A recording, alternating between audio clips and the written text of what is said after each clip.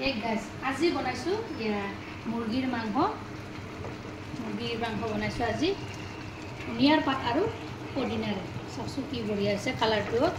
বঢ়িয়া আছে এনেদৰে আপোনালোকে এবাৰ বনাব আৰু খাই চাব Hello guys, welcome to my YouTube channel কমলা আজমি খাও কি খবৰ আপোনালোকৰ নিশ্চয় ভাল আমি মানে আপোনালোকৰ আশীৰ্বাদত আজি এটা মাংস ৰেচিপি লৈ আহিছো চাভাজি মাংস কেনেকৈ বনাম আৰু কি পদ্ধতিত বনাম ইয়াৰ কাৰণে লৈ লৈছো এয়া ডাঙৰ পিয়াজ এটা কাটি লৈছো নহৰু লৈ লৈছো এনেদৰে তাৰপিছত এয়া লৈ লৈছো আদা জলকীয়া 4টা এয়া পদিনাৰ পাত এয়া আছে মান ধনিয়াৰ পাত আজি মাংস বনাম এইকেইটা মিশ্ৰণৰে দি এতিয়া এয়া মই মিক্সি জাৰ এটা লৈ লৈছো লৈ ইয়াতে দি দিছো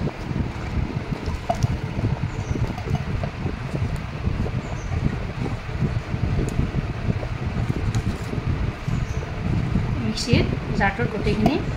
দি দিছোঁ দি এইখিনি এতিয়া মই এটা পেষ্ট বনাই লওঁ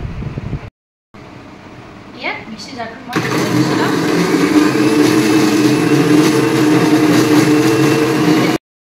এইখিনি মই এনেদৰে পিচি ল'লোঁ চাই থাকিব কেনেকৈ বনাম আৰু কি পদ্ধতিত বনাম ইয়াতে এতিয়া মই কেৰাহীটো বহুৱাই দিছোঁ দি 100 গ্ৰাম তেল দি দিছোঁ তেলখিনি গৰম হৈছে ইয়াতে এতিয়া মই লং ইলাচি আৰু দালচিনি কেইটা দি দিছোঁ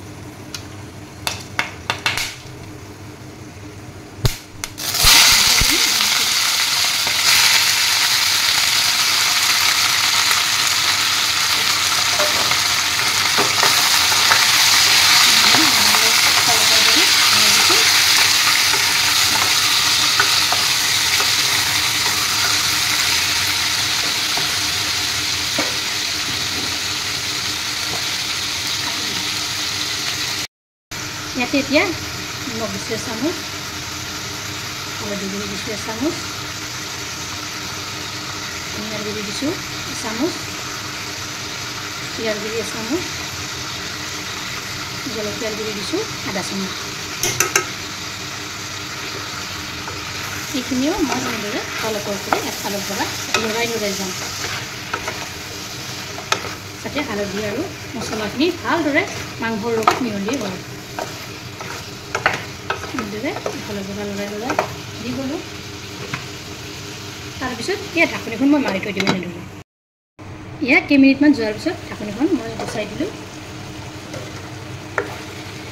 দেখিছেনে এয়া মাংসৰ পৰা এই পানীবিলাক অলপত ধৰিছে এইখিনি এনেদৰে অলপ কৰি লৰাই দিছোঁ পানীখিনি সম্পূৰ্ণভাৱে ওলাই যাব দিম তাৰপিছতে পেষ্টখিনি দি দিম চাই থাকিবচোন কেনেকৈ বনাম ঢাকনিখন পুনৰ এনেদৰে লগাই থৈ দিলোঁ এয়া কেইদিনমান যোৱাৰ পিছত ঢাকনিখন গুচাই দিছোঁ এয়া দেখিছেনে পানীখিনি নাইকিয়া হৈ গৈছে ইয়াতে এতিয়া এয়া পেষ্টটো দিলোঁ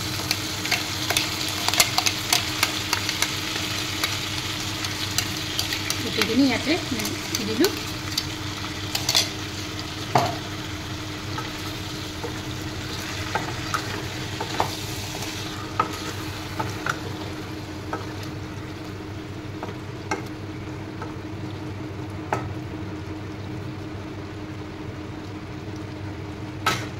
এয়া এফালৰ পৰা এনেদৰে লৰাই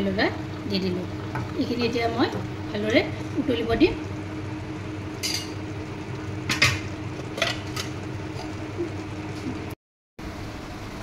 এয়া চাওকচোন কেইমিনিটমান যোৱাৰ পিছত এয়া গ্ৰেভিটো কি বঢ়িয়া হৈছে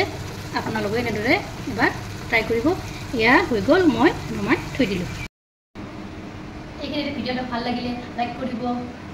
শ্বেয়াৰ কৰিব কমেণ্ট কৰিব আৰু মোৰ চেনেল যদি নতুনকৈ আহিছে চেনেলটো ছাবস্ক্ৰাইব কৰিবলৈ নাপাহৰিব